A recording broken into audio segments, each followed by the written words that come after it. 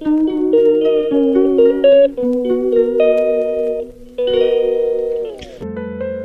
Morning বন্ধুরা, SR ব্লগে সবাইকে স্বাগত জানিয়ে আজকের ব্লগটা শুরু করছি। আর আজকে সকাল সকাল চা দিয়েই শুরু করলাম দিনটা। সকাল সকাল মনে করলাম যে একটু চা খেয়ে নিই, চা খেয়ে ঘরের সব কাজকর্ম শুরু করব। আর এখনও রান্নাটা বসাইনি, সকালের রান্নাটা এখনও বসানো হয়নি। চাটা খেয়ে নিয়ে আমি রান্নাটা বসিয়ে দিয়ে এসেছি। বসিয়ে আমি এখন এইটা ঘরটার ঝাড়ু দিয়ে নেব।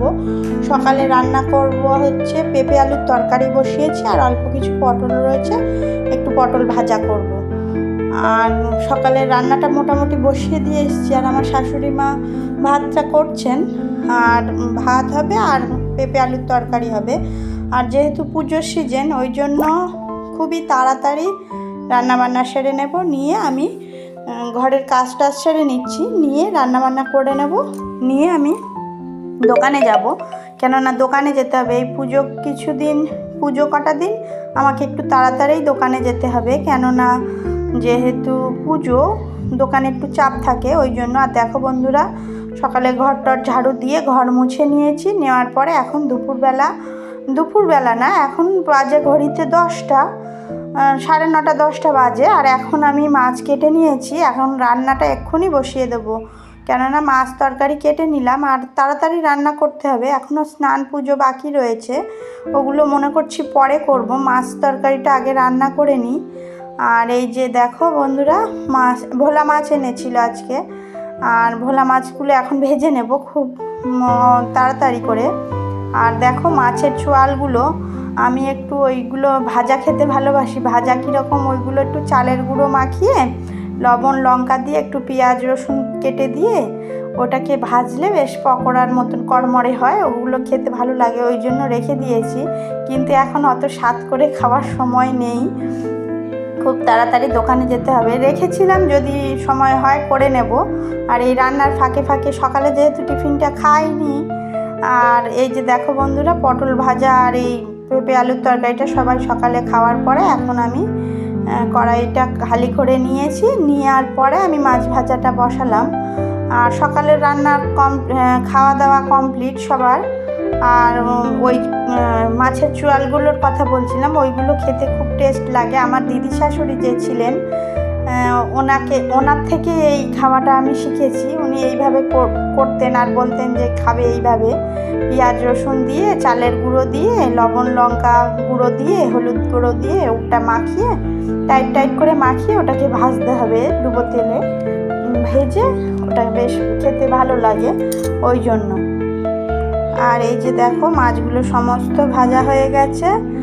আর আমার ওই রান্নার ফাঁকে ফাঁকে ওইগুলো ভেজে খেয়ে নিয়েছিলাম। আর সকালে এখনও তো স্নান হয়নি, দেখো মুখের অবস্থা দেখলেই বুঝতে পারবে। এখন রেডি হওয়ার সময় নেই, খুব তাড়াতাড়ি রান্নাটা কমপ্লিট করব। রান্নাটা কমপ্লিট করার পরে স্নান করব, তারপরে পুজো দেব, এই হলো কাজ। আর এখন রান্নাটা করে নিচ্ছি।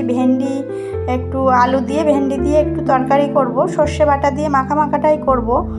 আর তারপরে করব ওই মাছ আলুর দিয়ে মাছ ঝোল করব না বেশি, একটু অল্প ঝোলই রাখবো, কেননা এখন এই সিজনটা ঝোল টোল খেতে বেশি ভালো লাগে না। সামনেই বর্ষা গিয়েছে বললে চলবে না, বর্ষা চলে গেছে ঠিকই, রৌদ্র পড়ছে, গরমও পড়ছে।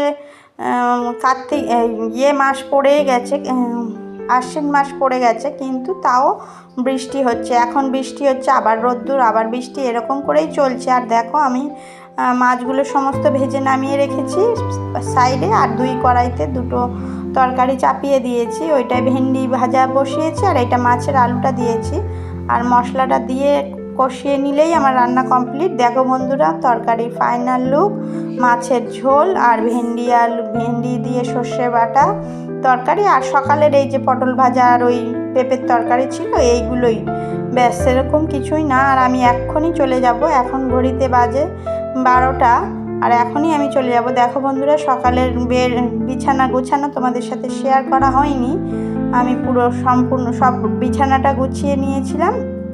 গুছিয়ে নেওয়ার পরে আমি স্নান করে দেখো বন্ধুরা পুজো টুজো দিয়ে নিয়েছি। আর আমার এখন তো ভাত টাত সব তরকারি হাজব্যান্ডের জন্য গুছিয়ে নিয়েছি আর এখনই চলে যাব। আর দেখো যাওয়ার সময় বৃষ্টি এসে গেছে, আমি বৃষ্টি এসেছে বলে উপরে এসেছিলাম, কিন্তু বেরোতে যাবই সেই সময় বৃষ্টি এসেছে। তাহলে বন্ধুরা ভিডিওটি এই পর্যন্তই, দেখা হচ্ছে নতুন একটা ব্লগের সাথে। ততক্ষণের জন্য টাটা বন্ধুরা। ভিডিওটি যদি ভালো লেগে থাকে লাইক কমেন্ট শেয়ার করবেন, সাবস্ক্রাইব করবেন, আমার পাশে থাকবেন। টাটা বন্ধুরা।